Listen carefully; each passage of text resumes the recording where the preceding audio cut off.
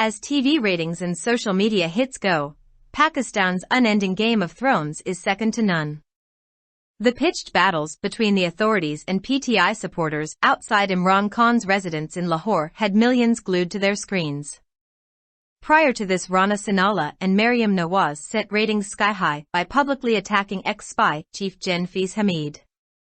More is likely to unfold.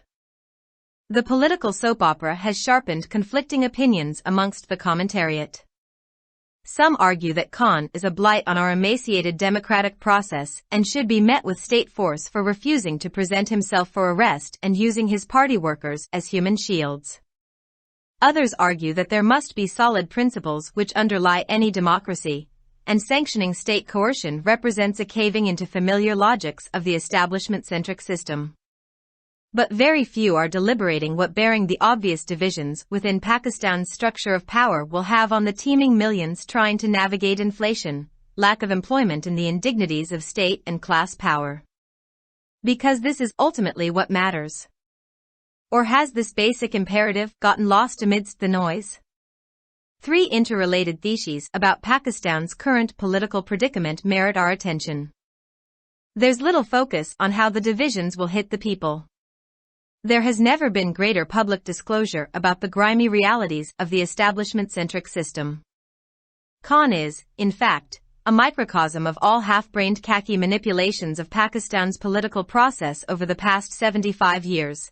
The establishment's inability to contain the blowback that his deposal has engendered leaves it not only exposed for the world to see but also constrains its ability to carry on with business as usual. Indeed, the otherwise open secret about Khan's close ties with individuals like Jen Hamid and the support he apparently enjoys within segments of the military rank-and-file suggest that the establishment is increasingly more fragmented within. Similar fragmentation appears to afflict institutions like the superior judiciary. Whatever the internal contradictions of the system, potentialities for substantial change will only come to fruition if there is a popular and substantial politics of the masses from below. Anyone who is willing to see the writing on the wall must acknowledge that the PDM/PPP government is not the savior of democracy that it claimed to be almost a year ago when it took over the reins of government. If the intelligentsia continues to limit the bounds and imaginaries of politics to the merry-go-round of mainstream parties competing to win favor with the establishment, then it is not contributing to the democratization of Pakistani state and society. The rapid mediatization of politics, as reflected, for instance, in Khan's incessant deployment of social and other media platforms to propagate his narrative, has turned most of the working mass of people into passive consumers of the drama unfolding on their TV and smartphone screens, and an influential minority into partisan supporters ever ready to follow their leaders to the depths without concern for the end goal. The latter trend is most pronounced in the PTI's case. It was in evidence when Khan was Prime Minister and on the same page with the then army leadership, and is still evident today as he seeks to regain power. But it is also a dominant trend in the political mainstream at large. This mediatization of politics also equates to very limited attention to bread-and-butter issues of the working people, like inflation, dispossession, and militancy. Even when they do garner some space on TV or social media, there is little to no sustained on-ground mobilization of the proverbial workers, peasants, and other toiling classes.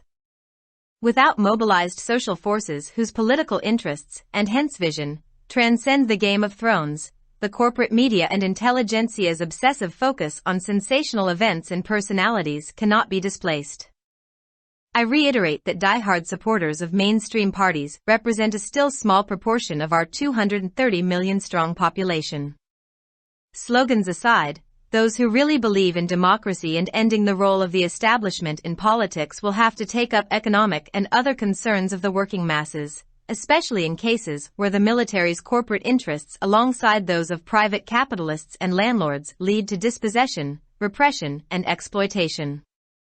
Beyond the immediate benefits of governmental power, real democratic politics must build pressure for structural changes to end our reliance on external debt, meet the long-term needs of our young population, deal meaningfully with climate change, and ensure ethnic/regional divides do not eat up the federation. A heavy burden indeed, but one that young progressives must shoulder. The writer teaches at Quaid-i-Azam University, Islamabad. Published in Dawn, March 17, 2023.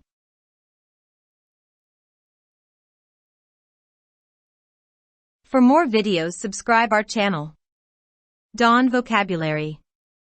youtube.com/@dawnvocabulary.